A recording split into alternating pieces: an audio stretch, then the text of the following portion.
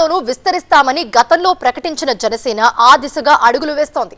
ఓ MLA స్థానానికి అభ్యర్థిని, ఒక ఎమ్మెల్సీ స్థానానికి అభ్యర్థిని ప్రకటించడంతో పాటు ఒక కీలక కార్పొరేషన్లోనూ సత్తా చాటుతామని పరోక్షంగా సంకేతాలు ఇచ్చింది ఆ పార్టీ. అంతేకాదు బీజేపీకి బలమున్న మరో ఎమ్మెల్సీ స్థానంలోనూ పోటీకి రెడీ ఆరేసింది. దీంతో తెలంగాణలో Janasena political game plan interesting గా మారింది. ఇప్పుడు తెలంగాణపై జనసేన సీరియస్ గా ఫోకస్ చేసింది. తెలంగాణలో పార్టీని విస్తరించడంతో పాటు జీహెచ్ఎంసీ సహా కీలక ఎన్నికల్లో పోటీ చేసేందుకు ప్లాన్ చేస్తున్న జనసేన ఆ దిశగా కీలక నిర్ణయం తీసుకుంది. ఉమ్మడి ఖమ్మం, నల్లగొండ, వరంగల్ పట్టభద్రుల ఎమ్మెల్సీ నియోజకవర్గానికి డాక్టర్ గడల శ్రీనివాసరావును అభ్యర్థిగా ప్రకటించింది. వచ్చే ఏడాది మార్చిలో జరగనున్న ఎన్నికలకు ఇతర పార్టీల కంటే ముందుగానే అభ్యర్థిని ప్రకటించడం ద్వారా జనసేన రాజకీయంగా ముందడుగు వేసింది. పట్టభద్రుల ఎమ్మెల్సీ ఎన్నికల్లో బలమైన పోటీ ఇవ్వాలనే లక్ష్యంతో జనసేన ఇప్పటి నుంచే కార్యాచరణకు సిద్ధమవుతున్నట్లు తెలుస్తోంది. రేపు సెప్టెంబర్ 13వ తారీఖున జనసేన శంకరావు అనే కార్యక్రమం తెలంగాణలో ఖమ్మం డిస్టిక్ లో స్టార్ట్ కాబోతుంది.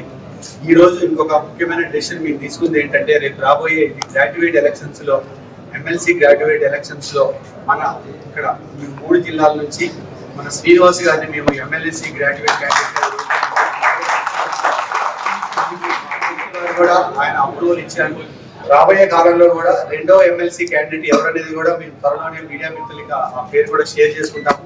బట్ ఇప్పటికైతే మీ అందరి సహకారం శ్రీనివాస్ గారికి అందించాలి. ఇక్కడ నుంచి మా జర్నీ స్టార్ట్ అవబోతుంది. రేపు ఖమ్మం లోకల్ బాడీ ఎలక్షన్ లో కూడా చాలా బలంగా ముందుకెళ్తున్నాము.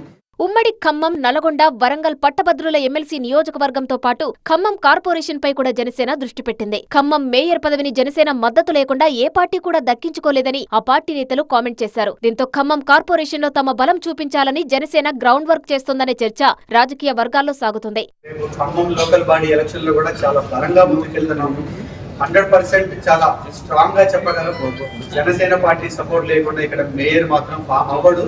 దానికి మా అధ్యక్షుల వారు కూడా ఖమ్మం ఇక్కడ ఒక 5 ప్లేస్లలో మీటింగ్స్ కూడా మేము యాక్చువల్ గా ప్లాన్ చేస్తున్నాం. దానికి సంబంధించి సెప్టెంబర్ 29th కానీ అక్టోబర్ 2nd కానీ హైదరాబాద్ లో యువతతో, జెన్జీతో 5,000 మందితో మీటింగ్ కూడా చేయబోతున్నాము.